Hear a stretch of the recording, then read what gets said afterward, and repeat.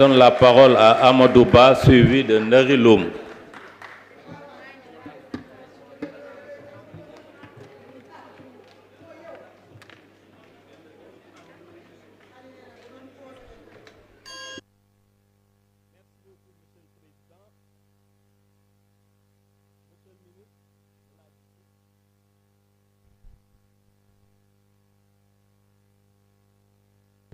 Monsieur le ministre de la Justice, Monsieur le ministre du Travail, honorables députés.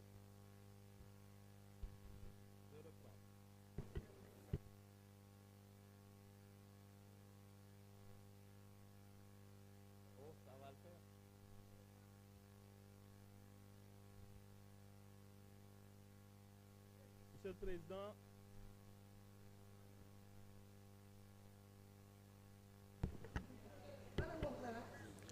Monsieur le Président, honorables députés, nous avons entendu et écouté attentivement les arguments que vous nous avez servis pour vous opposer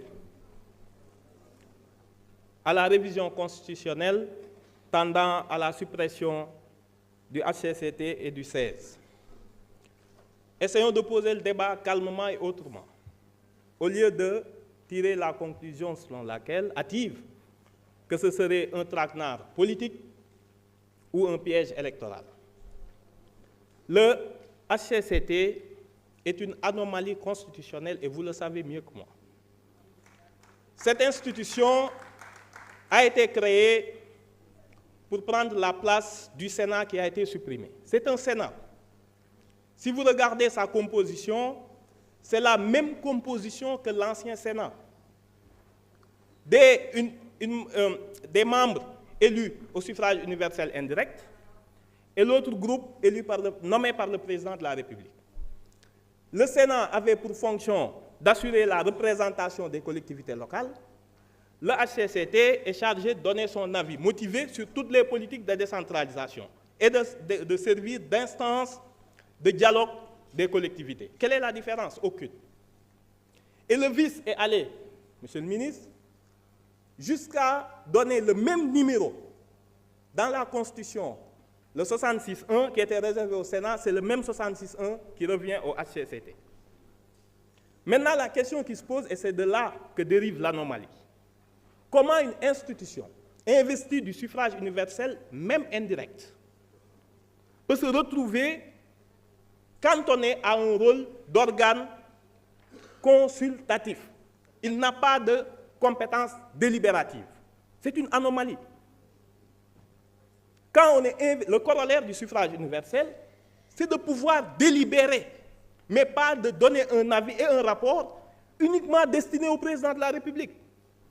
C'est de cela qu'il s'agit. Et vous n'avez pas lu l'exposé de motifs de la révision. Il est dit qu'il y a une volonté de pragmatisme institutionnel et une meilleure prise de décision des pouvoirs publics. Tel que décliné, le HCCT et le 16 ne répondent pas à ces exigences. Prenons le caractère antidémocratique. Vous voyez le HCCT et le 16, un organe délibérant dont le président est nommé et révoqué sans préavis par le président de la République. Ce n'est pas normal. Démocratique, lorsque vous gagnez les élections locales, vous avez le maximum de maires et de présidents conseillers. Vous avez les 80 membres déjà du HCCT. En plus de cela, le président se permet de nommer 70 encore. Donc le fait majoritaire tourne à l'absolutisme majoritaire. Ce n'est pas du tout démocratique dans une république. Qui plus est, analysons un peu l'efficacité de HCCT et du 16. Qui peut dire ici une loi qui a été prise, qui a été votée et qui a été inspirée par les travaux du 16 et du Conseil économique et social, malgré tous les problèmes que ce pays a connus?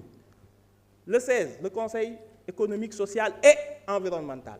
Le problème de la Falémé a été réglé récemment par le Premier ministre qui a suspendu l'ensemble des prospections minières autour de la Falémé. Où était le 16?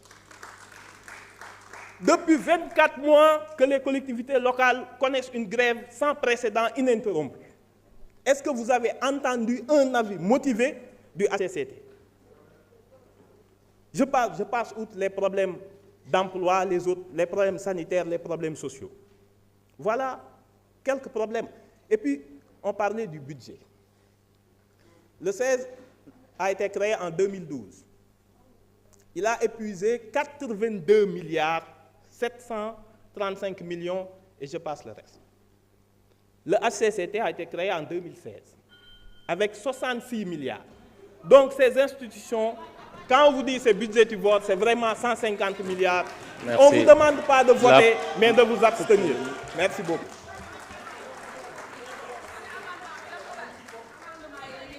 Merci. Nderi Loum, vous avez la parole, suivi de Marietou Dieng.